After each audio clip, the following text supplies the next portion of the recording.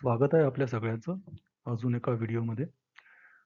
जसं की आपण जाणता की या यूट्यूब चॅनलचा उद्देश हा आहे की जे नवीन गुंतवणूकदार आहेत, शेअर बाजार असो किंवा म्युच्युअल फंड मधील गुंतवणूक असो, त्यांना शेअर बाजाराची किंवा म्युच्युअल फंड या संकल्पनेविषयीच्या ज्या काही बेसिक कॉन्सेप्ट्स आहेत, ज्या काही वेगवेगळ्या टाईपच्या कॅटेगोरीज आहेत, ज्या ज्या ज्या काही वेगवेगळ्या टाईपच्या स्कीम्स आहेत, त्यांच्याबद्दल सोप्या आणि सरळ शब्दांमध्ये माहिती देणं.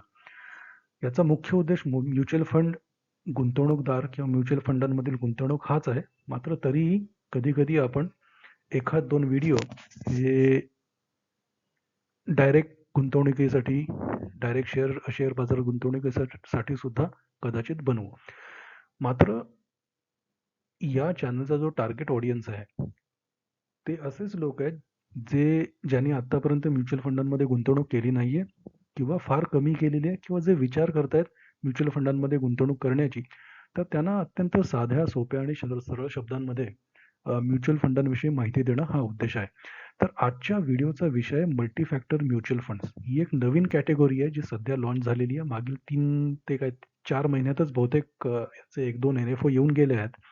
अ, जसं तुम्ही जाणता माझं नाव परेश आहे. मी एक NISM सर्टिफाईड आणि AMFI registered mutual fund advisor आणि डिस्ट्रिब्युटर आहे. माझा ARN नंबर आहे 334516. उजव्या बाजूला तुम्ही एक QR कोड पाहू शकता. तो QR कोड तुम्ही आपल्या मोबाईल फोनमध्ये स्कॅन करून फंड्स बाजार हे ॲप डाउनलोड होईल. त्याच्यामध्ये तुम्हाला रजिस्टर करायचं आहे आणि त्याच्यानंतर तुम्ही म्युच्युअल फंडांमधील गुंतवणूक किंवा डायरेक्ट शेअर बाजारातील गुंतवणूक किंवा इन्शुरन्स, फिक्स्ड डिपॉझिट यांच्यामध्ये सुद्धा गुंतवणूक करू शकता. अ, बाजारात ज्या काही म्युच्युअल फंडच्या स्कीम्स अवेलेबल आहेत, ज्या सगळ्या योजना अवेलेबल आहेत, त्या सगळ्या या ॲपवरती आहेत. जर तुम्हाला ॲप डाउनलोड करायचं नसेल, तर या व्हिडिओच्या डिस्क्रिप्शनमध्ये तुम्हाला एक लिंक दिलेली आहे. त्या लिंकवरती क्लिक करून तुम्ही वेबसाईटवरती जाऊ शकता आणि त्या वेबसाईटवरून तुम्ही स्वतःला रजिस्टर करून म्युच्युअल फंडांमध्ये गुंतवणूक करू शकता.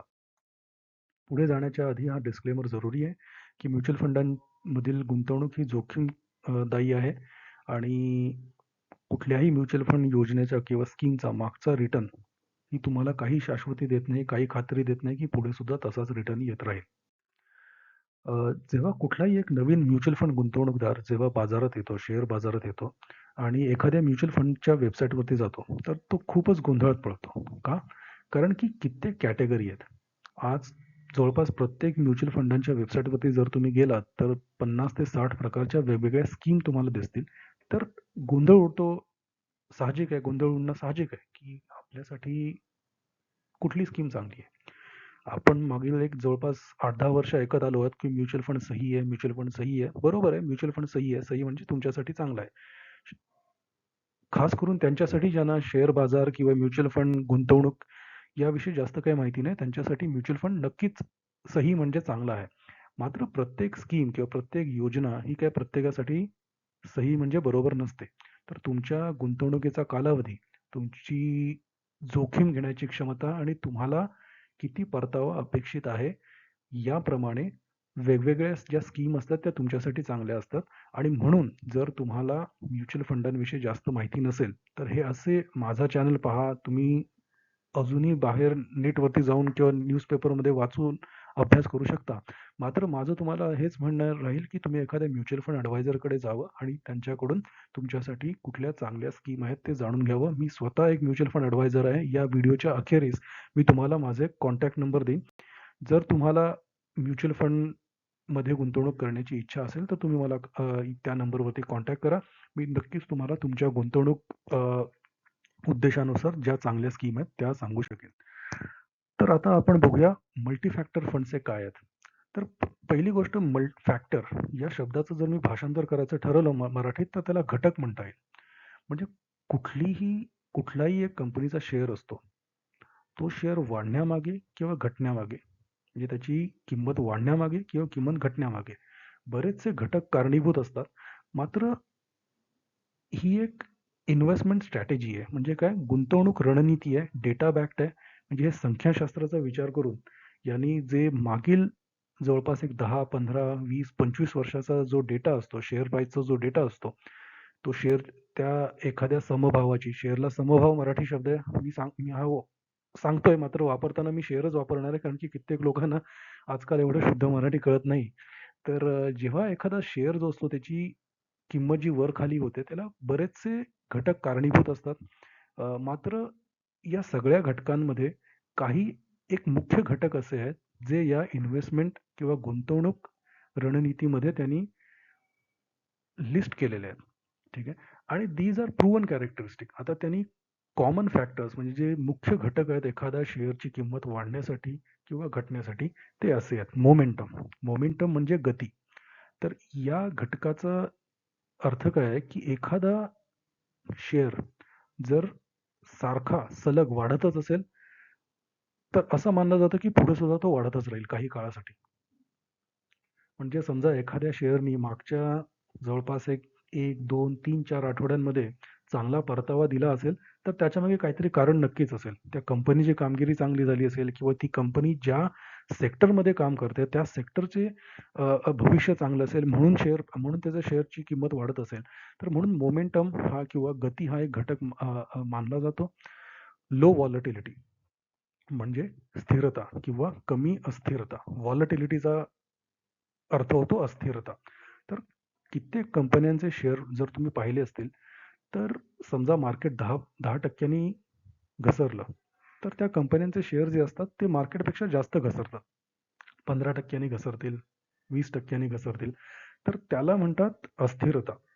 तर या हा जो घटक आहे किंवा हा जो फॅक्टर आहे लो व्हॉलॅटिलिटी, हा असं सांगतो की असे शेअर तुम्ही निवडावेत ज्याची अस्थिरता कमी आहे. म्हणजे जे मार्केट जेव्हा पडतं, त्या मार्केटपेक्षा कमी पडतात, असे शेअर तुम्ही तुमच्या पोर्टफोलिओमध्ये निवडावेत. कारण की त्यामुळे तुमच्या पोर्टफोलिओला थोडीफार स्थिरता येऊन जाईल.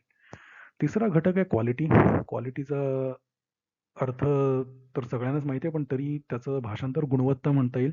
म्हणजे एखाद्या कंपनीची क्वालिटी काय, गुणवत्ता काय? आता हे तुम्ही कसं जाणणार? तर हे पूर्णपणे नंबर्स बेस्ड आहे. म्हणजे तुम्ही त्या कंपनीचं फायनान्शियल स्टेटमेंट्स बघा.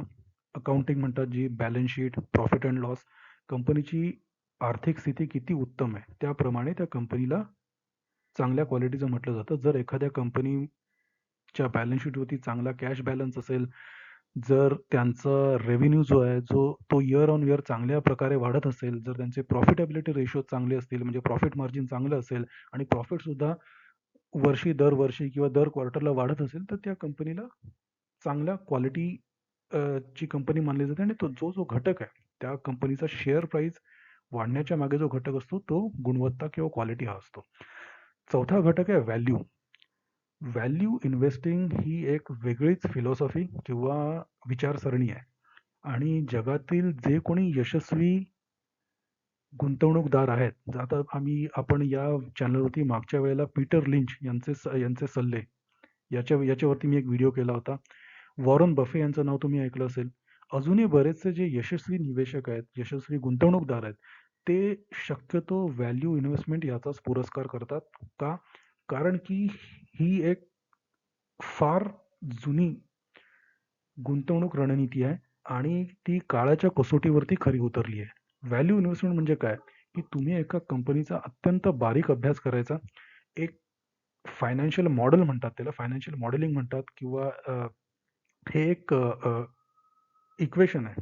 म्हणजे गणितामध्ये कशी इक्वेशन्स असतात, तसं एक इक्वेशन आहे फायनान्शियल थिअरीमध्ये, ज्याच्या जे वापरून तुम्हाला एका कंपनीची फेअर व्हॅल्यू म्हणजे त्या कंपनीचं रास्त मूल्य काय आहे, हे ठरवता येतं.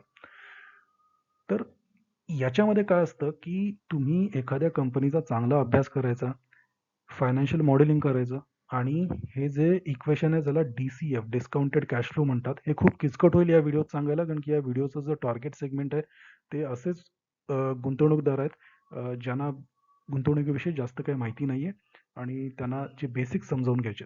तर म्हणून मी याच्यात आता जास्त घुसत नाही, कारण की ते खूप किचकट होऊन जाईल. मात्र लक्षात ठेवा, की एक इक्वेशन असतं, फायनान्शियल इक्वेशन म्हणतात त्याला, DCF व्हॅल्युएशन किंवा ज्याला व्हॅल्युएशन मेथड म्हणतात. ते वापरून तुम्ही एखाद्या चांगल्या कंपनीची रास्त व्हॅल्यू काय आहे ते ठरवू शकता. एक्झॅक्ट नंबर येत नाही, एक रेंज ठरवू शकता. तर याच्यात काय असतं, की तुम्ही एका कंपनीचा पूर्णपणे अभ्यास करायचा, एकदम बारीक बारीक गोष्टींमध्ये जाऊन अभ्यास करायचा आणि ते इक्वेशन तुम्हाला एक रेंज देईल. समजा तुम्ही एखाद्या कंपनीचा अभ्यास केला आणि त्या इक्वेशननी किंवा हा सगळा अभ्यास करून तुम्हाला त्या इक्वेशननी उत्तर दिलं, की या कंपनीची रास्त व्हॅल्यू 90 ते ₹100 पर शेअर आहे. आणि समजा आत्ता बाजारात त्या कंपनीचा शेअर ₹70 ला असला, तर तो तुम्ही शेअर खरेदी करायचा. का? कारण की तो त्याच्या रास्त मूल्याच्या खालच्या भावाने बाजारात आत्ता सध्या विकला जात आहे.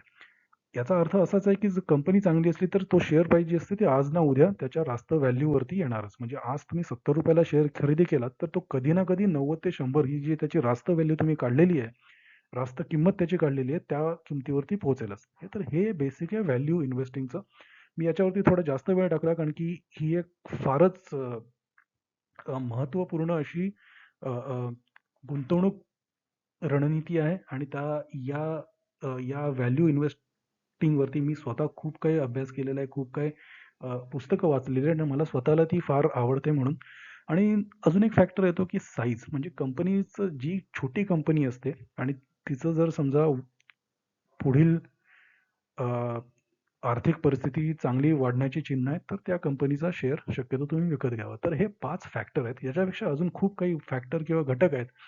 तर या 5ही घटकांना धरून जर तुम्ही एक पोर्टफोलिओ तयार केला, तर तो पोर्टफोलिओ कुठल्याही प्रकारच्या मार्केट वर जाणारा असो किंवा खाली जाणारा असो किंवा रिकव्हर होणारा असो, तर त्याच्यात तुम्ही या वेगवेगळ्या घटकांचा विचार करून शेअर समाविष्ट करावेत आपल्या पोर्टफोलिओमध्ये, तर त्या पोर्टफोलिओचा रिटर्न चांगला येईल.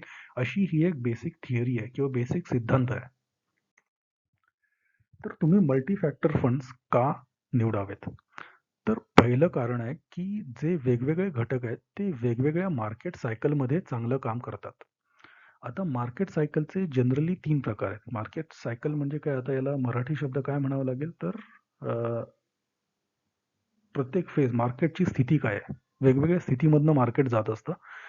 तर पहिलं आहे की बुल मार्केट. बुल मार्केट म्हणजे काय? जेव्हा शेअर प्राइस किंवा मार्केट जे सेन्सेक्स म्हणा, निफ्टी म्हणा, ते सारखे वरच जात असतात. आता आपण मागील वर्षात जवळपास 2024 मध्ये 2023 ते 24 मार्केट बुल फेजमध्ये होतं. का? कारण की शेअर सगळ्या कंपन्यांचे, सगळ्याच नाही म्हटलं तरी बऱ्याचशा कंपन्यांचे शेअर आणि सेन्सेक्स हे निफ्टी हे वरच जात होते. दर दिवशी तुम्ही बघत असाल सेन्सेक्स 800 अंशांनी उसळला, सेन्सेक्स 1000 अंशांनी उसळला. सेन्सेक्स वरच जात होता. जवळपास माझ्या मते आपण 55,000 वरती का 60,000 वरती सेन्सेक्स होता. तो अचानक उसळून 85,000 पर्यंत गेला होता. त्याला बुल मार्केट म्हणतात. त्याच्यानंतर तुम्ही बघितलं असेल तर मार्केट पडलं. 85 ला त्यांनी टच केलेला सेन्सेक्सनी आणि त्याच्यानंतर तो जवळपास 74 का 75 73,000 पर्यंत खाली आला होता. तर जेव्हा मार्केट कंटिन्यूअस पडत असतं, त्याला म्हणतात बेअर फेज. ठीक आहे. आणि एकदा मार्केट पडून एकदम खालच्या पातळीवरती आलं, की त्याच्यानंतर ते हळू चढत परत त्याच्या प्री क्रॅश लेव्हलला पोहोचतं. त्या फेजला म्हणतात रिकव्हरी फेज. तर ही 3 मार्केट सायकल्स आहेत. आणि हे जे डिफरंट फॅक्टर आपण बघितले, 4 मुख्य फॅक्टर किंवा 4 मुख्य घटक मोमेंटम, लो व्हॉलॅटिलिटी, क्वालिटी आणि व्हॅल्यू हे प्रत्येक मार्केट सायकलमध्ये वेगवेगळ्या प्रकारे रिटर्न देतात. तर आता तुम्ही बघाल मोमेंटम. तर मोमेंटमचा कॉलम बघा. कॉलम म्हणजे व्हर्टिकली बघा. तर आणि हे जे टेबल आहे ते कलर कोडेड आहे. कलर कोडेड म्हणजे काय? हिरवा रंग म्हणजे चांगला परतावा आणि लाल रंग म्हणजे एकदम वाईट परतावा. जो डार्क हिरवा असेल, एकदम गडद हिरवा रंग आहे, तो म्हणजे तो सर्वात चांगला परतावा आणि जो गडद लाल कलर असेल, तो म्हणजे सर्वात खराब परतावा आणि त्याच्या शेडप्रमाणे मानले जातात. म्हणजे एखादा जर हलका हिरवा रंग असेल, फिकट हिरवा म्हणजे त्यांनी एकदम चांगला नाही दिलेला आहे, मात्र चांगला परतावा दिलेला आहे. त्याचप्रमाणे थोडा फिकट लाल रंग किंवा नारिंगी रंग तुम्हाला तिथे दिसत असेल, तर त्याचा अर्थ की त्या फॅक्टरनी त्यावेळेला एकदम खराब परतावा नाही दिला, मात्र चांगला पण नाही दिला. तर आता बघा मोमेंटमच्या कॉलमवरती जर आपण बघितलं, तर मोमेंटममध्ये सर्वाधिक हिरवा रंग हा बुल फेजमध्ये आलेला आहे. डाव्या साइडचे जे पहिले 3 कॉलम आहेत, त्या वेगवेगळ्या फेजमध्ये मार्केट सायकलचे निर्देशक आहेत. तर मोमेंटम फॅक्टर हा जो असतो, जेव्हा ते बुल सायकलमध्ये मार्केट जेव्हा बुल फेजमध्ये असतो, तेव्हा मोमेंटम सर्वात जास्त परतावा देतो. त्याचप्रमाणे व्हॅल्यू बघा. व्हॅल्यू हा जनरली मार्केटच्या बुल फेजमध्ये आणि रिकव्हरी फेजमध्ये चांगला परतावा देतो. आणि ह्या बाकीचे जे 2 फॅक्टर आहेत, लो व्हॉलॅटिलिटी आणि क्वालिटी, हे जनरली बेअर फेजमध्ये चांगला परतावा देतात. तर हे त्याच्या मागचं शास्त्र आहे किंवा लॉजिक आहे म्हणा. आणि हे डेटा बॅक्ड आहे. म्हणजे मागील कित्येक वर्षांचा डेटा त्यांनी टेस्ट करून हे एक जवळपास त्यांनी अनुमान काढलेलं आहे आणि हे फक्त भारताच्या शेअर बाजाराशीच निगडीत नाहीये. तर जर हे अमेरिकन किंवा युरोपियन शेअर बाजारामध्ये सुद्धा त्यांनी डेटाचा अभ्यास करून शेवटी हेच निष्कर्ष काढलेले आहेत, की मोमेंटम फॅक्टर, बुल सायकलमध्ये चांगला परतावा देतो. व्हॅल्यू फॅक्टर जो असतो तो बुल आणि रिकव्हरी फेजमध्ये चांगला परतावा देतो आणि लो व्हॉलॅटिलिटी आणि क्वालिटी हे बेअर मार्केटमध्ये चांगला परतावा देतात. तर याचा निष्कर्ष काय, की मार्केटच्या परिस्थितीनुसार तुम्ही आपला पोर्टफोलिओ चेंज करावा. जर मार्केट बुल फेजमध्ये असेल, तर तुम्ही जास्तीत जास्त शेअर मोमेंटम फॅक्टरवाले आपल्या पोर्टफोलिओमध्ये टाकावेत. जर मार्केट रिकव्हरी फेजमध्ये असेल, तर जास्तीत जास्त शेअर तुम्ही व्हॅल्यू फॅक्टर, जे शेअर व्हॅल्यू फॅक्टरवरती चालतात, त्या कंपन्यांचे शेअर तुम्ही आपल्या पोर्टफोलिओमध्ये टाकावेत. आणि समजा मार्केट बेअर फेजमध्ये गेलं असेल, मार्केट सारखं कोसळत असेल, तर असे शेअर तुम्ही आपल्या पोर्टफोलिओमध्ये टाकावेत, जे लो व्हॉलॅटिलिटी आणि क्वालिटी या फॅक्टरशी संबंधित आहेत. तर या पूर्ण कॅटेगरीचा सारांश हाच आहे, की ज्याप्रमाणे मार्केट आहे, ज्याप्रमाणे मार्केटची स्थिती आहे, त्याप्रमाणे तुम्ही आपापल्या पोर्टफोलिओमध्ये शेअर तुम्ही निवडावेत.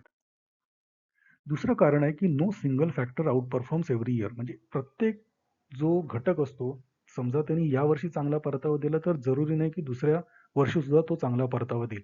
तर हे दुसरा एक डेटा त्यांनी मागील जवळपास एक 10 वर्षाचा घेतलेला आहे.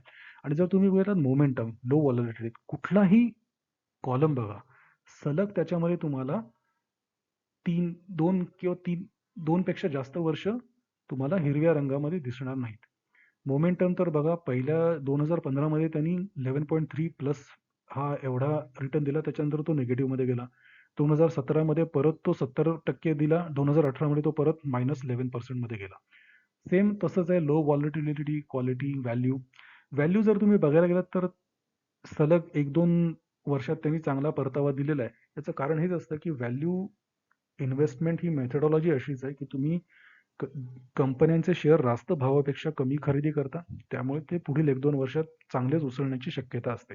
मात्र तसं बघायला गेलात तर कुठलाही एक फॅक्टर किंवा कुठलाही एक घटक असा नाहीये, जो त्यांनी मागच्या 10 वर्षात सलग चांगला परतावा दिलेला आहे. तर हेच कारण आहे, की multi factor strategy brings balance to the portfolio. तुम्ही वेगवेगळ्या घटकांना संबंधित अशा शेअरचा एक पोर्टफोलिओ बनवा आणि ज्याप्रमाणे मार्केट असेल त्याप्रमाणे त्याचं वेटेज चेंज करत राहा. समजा बुल फेजमध्ये असाल तर मोमेंटम घटकाचे शेअर तुम्ही तुमच्या पोर्टफोलिओमध्ये ठेवावे. समजा बेअरमध्ये गेलात तर लो व्हॉलॅटिलिटी आणि क्वालिटी या घटकाचे शेअर तुम्ही तुमच्या पोर्टफोलिओमध्ये ठेवावेत. हेच या पूर्ण स्ट्रॅटेजीचं म्हणा किंवा या कॅटेगरीचं म्हणा, ते मेन उद्देश हेच आहे. मात्र याच्यात रिस्क आहे. पहिली गोष्ट म्हणजे मॉडेल रिस्क. लक्षात ठेवा, हा जो डेटा आत्तापर्यंत आपण बघितला, तो मागील भूतकाळातील डेटाचा एनालिसिस होता. त्याचं त्यांनी पूर्णपणे पृथक्करण ज्याला म्हणतात एनालिसिस, ते करून कॉम्प्युटरच्या दृष्टीने पृथक्करण करून एनालिसिस करून त्यांनी हे फॅक्टर डिसाईड केलेले आहेत. कुठले शेअर कुठल्या फॅक्टरशी डिपेंडंट आहेत, ते त्यांनी डिसाईड केलेलं आहे. त्यामुळे ह्या मागील 10-20 वर्षाचा जरी डेटा असला, जरी आपण मागील 20 वर्षाचा म्हटला, तरी आपण 2005 पासूनचा त्यांनी हिस्टॉरिकल डेटा बघितलेला आहे. आता बघा 2005 मध्ये जे भारतीय शेअर बाजार होता, त्याची आणि आत्ताच्या परिस्थितीत जमीन आसमानाचा फरक आहे. 2005 मध्ये बाजार खूपच छोटासा होता. त्याच्यात जास्त गुंतवणूकदार नव्हते. लिक्विडिटीचा प्रॉब्लेम होता. बरोबर? आता बघा त्यावेळेला तर म्युच्युअल फंड गुंतवणूकदार किंवा जे काही रक्कम म्युच्युअल फंडांद्वारे गुंतवणूक केली जात होती बाजारात 2005 इव्हन 2010 पर्यंत ती अत्यंत नगण्य होती आत्ताच्या किमतीत. आताच सध्या डेटा आलेला आहे, की जुलै 2025 मध्ये जवळपास 42,000 करोड एका महिन्यात भारतीय गुंतवणूकदारांनी म्युच्युअल फंडांच्या द्वारे शेअर बाजारात गुंतवणूक केलेली आहे. 2005 मध्ये तर याच्या 1 दशांश रक्कम सुद्धा येत नव्हती. त्यामुळे मागील डेटा कितीही चांगला असला, त्याचं तुम्ही किती अॅनालिसिस केला तरी मार्केट सिच्युएशन बदललेली आहे. त्यामुळे त्या मॉडेलची रिस्क आहे. मॉडेल रिस्क म्हणजे काय? ते फक्त मागील डेटा बघून तुम्हाला पुढे काय होईल याचं अनुमान देत आहेत आणि या प्रकारच्या फंडांमध्ये जो फंड मॅनेजर असतो त्याच्या हातात जास्त काही नसतं. म्हणजे काय, त्यांना मॉडेलनी सांगितलं, की बाबा आता पुढील 6 महिन्यात तू या फॅक्टरवरती लक्ष केंद्रित कर आणि या कंपन्यांच्या शेअरमध्ये तू जास्त गुंतवणूक कर. तर थोडंफार तो आपल्या मर्जीनुसार इकडे-तिकडे करू शकतो. मात्र जे मॉडेल सांगेल तेच शक्यतो त्याला फॉलो करावं लागतं. त्यामुळे मॉडेल रिस्क आहे. समजा मागे ते मॉडेलच चुकीचं असलं किंवा त्या मॉडेलनीच निष्कर्ष चुकीचे काढले, तर पूर्ण पोर्टफोलिओ चुकीचा बनला जाईल आणि चांगले तुम्हाला परतावा येणार नाही. दुसरी रिस्क ही आहे, की हाय टर्नओव्हर. टर्नओव्हर म्हणजे काय? की किती वेळा तुमच्या पोर्टफोलिओचे शेअर चेंज होतायत. आता जर तुम्ही बघितलं या पूर्ण कॅटेगरीचा निष्कर्ष हाच आहे, की ज्याप्रमाणे मार्केट असेल त्याप्रमाणे तुम्हाला पोर्टफोलिओ चेंज करावा लागेल. म्हणजे आज तुमच्या समजा आता बेअर मार्केटमध्ये आहोत, तर या फंडाच्या पोर्टफोलिओमध्ये लो व्हॉलॅटिलिटी आणि लो व्हॉलॅटिलिटी आणि क्वालिटीचे शेअर जास्त असतील. मात्र उद्या मार्केट रिकव्हरीला आलं, तर हे शेअर विकून त्यांना व्हॅल्यू कॅटेगरीचे शेअर खरेदी करावे लागतील. बरोबर? तर याच्यामुळे काय होतं, की शेअर सारखे खरेदी-विक्री होतात. त्यामुळे ट्रान्झॅक्शन कॉस्ट वाढते. म्हणजे काय? जेव्हा तुम्ही शेअर खरेदी-विक्री करता, त्यावेळेला ब्रोकरेज द्यावं लागतं. त्याच्यानंतर सिक्युरिटी ट्रान्झॅक्शन टॅक्स येतो, स्टॅम्प ड्युटी आहे. तर या प्रकारच्या स्कीममध्ये हे असे खरेदी-विक्रीची फ्रिक्वेन्सी ही बाकीच्या स्कीमपेक्षा, बाकीच्या कॅटेगोरीजपेक्षा जास्त असते. त्यामुळे यांचं एक्सपेन्स रेशिओ सुद्धा जास्त असण्याची शक्यता आहे. शक्यता आहे का म्हणतोय? कारण की या टाइपच्या स्कीम भारतीय बाजारात लॉन्च होऊन जस्ट आता माझ्या मते काही 6 महिन्याच्या वरती झालं नाहीये. जवळपास 1-2 वर्ष गेल्यावरती आपल्याला कळेल, की ही जी थिअरी आहे किंवा हे जे रणनीती आहे, गुंतवणूक रणनीती आहे, ती कशी परफॉर्म करते. ठीक आहे. तिसरं तिसरी रिस्क ही आहे, की याच्यात कॉन्सन्ट्रेशन रिस्क आहे. कारण की हे सगळं मॉडेल डिसाईड करतं. बरोबर? त्यामुळे मॉडेलनी समजा सांगितलं, की आता आपण बुल मार्केटमध्ये आहोत. आता आपण मोमेंटमवाले शेअरच पोर्टफोलिओमध्ये जास्त ठेवावेत. तर शक्यतो जे सिक्लिकल सेक्टर असतात, ठीक आहे. जसं आय-टी झालं, सिमेंट झालं, हे सिक्लिकल सेक्टर आहेत. म्हणजे काय ते जनरली मोमेंटम शेअरच मानले जातात. कारण की एकदा तो सेक्टर वाढायला लागला, की त्याच्या शेअर किमती सुद्धा वाढत जातात. आय-टी सेक्टरचं जर तुम्ही बघितलं असेल, तर आय-टी सेक्टरला जेव्हा यूएस म्हणा किंवा युरोपियन म्हणा, भारतीय कंपन्यांना, भारतीय आय-टी कंपन्यांना या देशातून जशी मागणी वाढत जाते, तसे-तसे त्यांचे शेअर प्राईस वाढत जातात. तर होऊ शकतं या मॉडेलमुळे, की तुमचा पोर्टफोलिओ तो 1 किंवा 2 सेक्टर वरती हायली कॉन्सन्ट्रेटेड होऊन जाईल आणि बाकीचे सेक्टर त्याच्यात येणार नाहीत. त्यामुळे हे डायव्हर्सिफिकेशन कमी होतं आणि कॉन्सन्ट्रेशन रिस्क वाढते, की समजा तुमच्या पोर्टफोलिओमध्ये आज अचानक फक्त 1 किंवा 2 सेक्टरचे शेअर जवळपास समजा 70 किंवा 80% आहेत आणि उद्या काही झालं आणि ते शेअर अचानक पडले किंवा त्या सेक्टरवरती काही निर्बंध आले, जसे आता तुम्ही बघताय ट्रम्प टॅरिफ वगैरे टाकतोय. तर असे काही निर्बंध आले तर अचानक पडझड होते आणि त्यामुळे अचानक तुमचा एन-ए-व्ही कमी होऊ शकतो, तुमचा परतावा कमी होऊ शकतो. तर या 3 रिस्क तुम्ही लक्षात ठेवणं जरुरी आहे. आणि जसं मी सांगितलं, की मल्टी फॅक्टर फंड ही एक खूप आत्ताच नवीन आलेली कॅटेगरी आहे. त्यामुळे बाजारात माझ्या माहितीप्रमाणे सध्या आहे तर 2 फंड आहेत. बंधन मल्टी फॅक्टर फंड आणि सुंदरम मल्टी फॅक्टर फंड आणि त्यांचे ॲसेट्स अंडर मॅनेजमेंट पण काही जास्त नाही आहेत. 500 करोड आणि 800 करोडच आहेत. आणि 6 महिन्यापेक्षा कमी असल्यामुळे त्यांचा उगाचच परफॉर्मन्स डेटा वगैरे मी इथे देत नाही. कारण की 6 महिने हा फार छोटा कालावधी आहे. इकडे हे एक लक्षात घेणं जरुरी आहे, की मल्टी फॅक्टर फंड जरी त्याच्यात आपण बरेचसे फॅक्टर घेत असलो, तरी शेवटी ही एक प्युअर इक्विटी स्कीम आहे. त्यामुळे त्याची रिस्क ही व्हेरी हाय हीच आहे. तर हे होतं मल्टी फॅक्टर फंड कॅटेगरीबद्दल. जर तुम्ही म्युच्युअल फंडमध्ये याआधी गुंतवणूक केली नसेल, तर तुमच्यासाठी एक आनंदाची गोष्ट आहे, की म्युच्युअल फंड गुंतवणूक ही आता एक पूर्णपणे ऑनलाईन प्रक्रिया झालेली आहे. तुम्हाला कुठेही जाऊन फॉर्म भरायचे नाहीयेत, का कुठे पासपोर्ट फोटो द्यायचा नाहीये, का झेरॉक्स कॉपीज द्यायच्या नाहीयेत. तुम्हाला फक्त 3 गोष्टी लागतात. Aadhaar card number, PAN card number आणि कॅन्सल चेक फोटो. ज्या बँकेच्या अकाउंटमध्ये अकाउंटमधून तुम्ही पैसे म्युच्युअल फंडामध्ये गुंतवणूक करणार आहात, त्या बँकेच्या चेकबुकचा कॅन्सल चेकचा फोटो. आता तुम्हाला काय करायचंय, तर उजव्या साईडला जो क्यूआर कोड दिसतोय तो स्कॅन करायचा आहे. फंड्स बाजार ॲप डाउनलोड करायचं आहे किंवा या व्हिडिओच्या डिस्क्रिप्शनमध्ये जी लिंक दिलेली आहे त्याच्यावरती क्लिक करून तुम्हाला फंड्स बाजार वेबसाईटवरती जायचं आहे. तिकडे फक्त तुम्हाला 3 गोष्टी एंटर करायच्या आहेत. ते एक तुमचं नाव, मोबाईल नंबर आणि ईमेल आयडी. हे केल्यावरती सबमिट क्लिक करायचं. त्याच्यानंतर तुम्हाला 2 ओ-टी-पी येतील. एक तुमचा ईमेलवरती येईल आणि एक तुमच्या मोबाईल नंबरवरती येईल. हे दोन्ही ओ-टी-पी तुम्ही एंटर केले, की तुमचा मोबाईल नंबर आणि ईमेल व्हेरिफाय झालं. त्याच्यानंतर एक छोटीशी के-वाय-सी प्रक्रिया आहे. त्याच्यासाठी तुम्हाला तुमचं पॅन नंबर द्यावा लागेल, आधार कार्ड नंबर द्यावा लागेल आणि कॅन्सल चेक फोटो अपलोड करावा लागेल. या पूर्ण प्रक्रियेमध्ये तुम्हाला कधीही काही अडचण आली, तर तुम्ही मला या नंबरवरती WhatsAppवरती कॉन्टॅक्ट करू शकता 9757309269. मी एक certified and registered mutual fund distributor and advisor आहे. मी तुम्हाला पूर्ण के-वाय-सी प्रोसेसमध्ये सहाय्यता करू शकतो आणि तुमच्यासाठी कुठल्या चांगल्या म्युच्युअल फंड योजना आहेत, तुमच्या गुंतवणूक उद्देशानुसार आणि तुमच्या गुंतवणूक कालावधीनुसार ते मी तुम्हाला सांगू शकतो. तर हा व्हिडिओ होता मल्टी फॅक्टर फंड या नवीन कॅटेगरीबद्दल. आशा आहे की मी तुम्हाला ही थोडीशी किचकट कॅटेगरी आहे, मात्र ती तुम्हाला समजावून देण्यास सोप्या शब्दात समजावून देण्याचा प्रयत्न केलेला आहे. आशा हीच आहे की तुम्हाला ही कॅटेगरी समजली असेल. काही शंका असतील तर तुम्ही या नंबरवरती मला कॉन्टॅक्ट करू शकता. हा चॅनल पाहत राहा. यापुढे आपण अजून बऱ्याच म्युच्युअल फंडांच्या कॅटेगरी आहेत, त्याबद्दल आपण या चॅनलवरती व्हिडिओ बनवणार आहोत. तर धन्यवाद हा व्हिडिओ पाहण्यासाठी. बाय.